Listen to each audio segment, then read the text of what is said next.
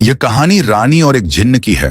रानी कैसे जिन्न से अपनी प्यास बुझाती है और रानी के शरीर से आत्मा ही निकल जाती है। कहानी को पूरा सुनिए, मजा आएगा। तो चलिए कहानी को शुरू करते हैं। बहुत समय पहले विराजगढ़ नामक एक समृद्ध राज्य था। वहां के राजा रणवीर सिंह एक निडर और न्यायप्रिय शासक थे और उनकी रानी वेदिका की सुंदरता की चर्चा दूर दूर तक थी। लेकिन रानी वेदिका सिर्फ सुंदर नहीं थी, वह तेज दिमाग वाली, चतुर और महत्वाकांक्षी भी थी।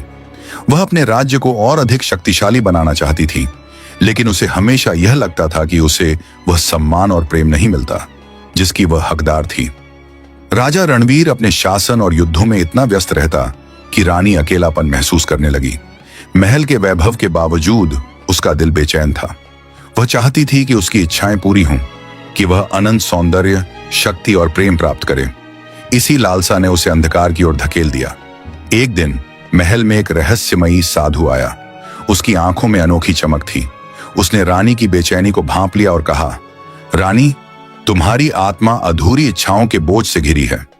यदि तुम चाहो तो मैं तुम्हें ऐसा कुछ दे सकता हूं जो तुम्हारी हर ख्वाहिश पूरी कर सकता है, लेकिन इसकी एक कीमत होगी। रानी वेदिका, जो अपने सपनों को पूरा करने के लिए कुछ भी करने को तैयार थी, तुरंत उत्सुक हो गई। साधु ने अपनी झोली से एक पुराना जादुई चिराग निकाला। यह चिराग तुम्हारी हर इच्छा पूरी करेगा, लेकिन हर बार जब तुम कुछ मांगोगी, इसकी कीमत तुम्हारी आत्मा से चुकानी होगी। रानी ने साधु की चेतावनी को नजरअंदाज किया। उसने चिराग लिया और उसे अपने कक्ष में रख दिया। उस रात जब पूरा महल सो रहा था, रानी ने चिराग को रगड़ा। घने धुएं के बीच से एक विशाल जिन्न प्रकट हुआ। उसकी आंखें चमक रही थीं और उसकी आवाज गूंज रही थी। हे रानी वेदिका, मैं तुम्हारी हर इच्छा पूरी कर सकता हूं, बस आज्ञा दो। रानी की आंखों में लालच की चमक थी। उसने कहा, मुझे अनंत सौंदर्य दो, ऐसा रूप जो कभी न मिटे। जिन्न ने उसकी इच्छा पूरी कर दी। रानी पहले से भी अधिक सुंदर हो गई, लेकिन अगली सुबह उसे अपने अंदर कुछ अजीब सा महसूस हुआ, जैसे उसका कोई अंश उससे अलग हो गया हो। फिर भी उसने इसे नजरअंदाज किया। अगले दिन फिर उसने जिन्न को बुलाया, लेकिन इस बार उसकी मांग कुछ अलग थी। उसने कहा कि मेरा यह सौंदर्य मुझे अंदर से उत्तेजित कर रहा है। मेरे जीवन में सब कुछ है, लेकिन मेरे आत्मा को संतुष्ट करने वाला कोई नहीं है।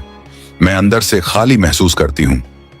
इतनी बात सुनने के बाद जिन्न रोजाना उसकी यह भी इच्छा पूरी करने लगा। अब वह हर दिन जिन्न को बुलाने लगी। उसने शक्ति, धन, प्रेम, अमृतत्व, हर चीज मांगी। अब रानी के अंदर का खालीपन दूर होने लगा, लेकिन हर इच्छा के साथ उसकी आत्मा का एक टुकड़ा गायब होता गया। लेकिन रानी हर रात जिन्न के साथ अपनी इच्छाएं पूरी करती और साथ ही साथ नई शक्तियां प्राप्त करती। कुछ ही महीनों में महल अजीब घटनाओं से भर गया।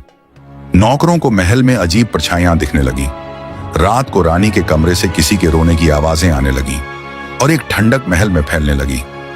राजा रणवीर भी बदलती रानी को देखकर चिंतित था। वह पहले की तरह जीवंत नहीं थी। अब वह सिर्फ एक सुंदर लेकिन निर्जीव प्रतिमा जैसी लगती थी। रानी अब अपनी इच्छाओं से भी संतुष्ट नहीं थी।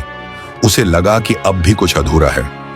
आखिर में उसने जिन्न से कहा, मुझे अमर बनाओ, मुझे कभी न मरने का वरदान दो।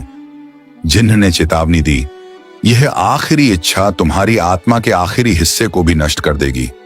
तुम अमर तो हो जाओगी, लेकिन सिर्फ एक खाली शरीर रह जाओगी, जिसमें कोई भावना, कोई आत्मा नहीं होगी। रानी ने इसकी परवाह नहीं की और कहा, मुझे अमृतत्व चाहिए। जिन्न ने उसकी इच्छा पूरी कर दी, लेकिन तभी रानी को महसूस हुआ कि वह कुछ भी महसूस नहीं कर सकती। न प्रेम, न दुख, न खुशी। वह बस एक जीवित शरीर थी, एक खाली खोल। महल की विलासिता भी अब डरावनी लगने लगी। राजा रणवीर ने महल छोड़ दिया, नौकर भाग गए और विराजगढ़ धीरे धीरे वीरान हो गया। रानी अमर तो थी, लेकिन अब वह अनंत अकेलेपन में कैद हो गई थी। वह महल के गलियारों में भटकती रहती, अंधकार में अपनी खोई हुई आत्मा को खोजती। लोग कहते हैं कि विराजगढ़ के खंडहरों में आज भी रानी वेदिका की परछाई देखी जाती है। जो कोई भी लालच के साथ वहां जाता है, उसकी कानों में एक धीमी आवाज गूंजती है, इच्छाएं पूरी करना आसान है, लेकिन उनकी कीमत सोच समझ कर चुकाओ, क्योंकि अगर इच्छाएं तुम्हें नियंत्रित करने लगी तो वे तुम्हें भी मुझ जैसा बना देंगी। खाली, अकेला और श्रापित। अब समय हो गया है आपसे इजाजत लेने का। आशा करता हूं कि आपसे अगली वीडियो में जरूर मुलाकात होगी। जय श्री कृष्ण। राधे राधे।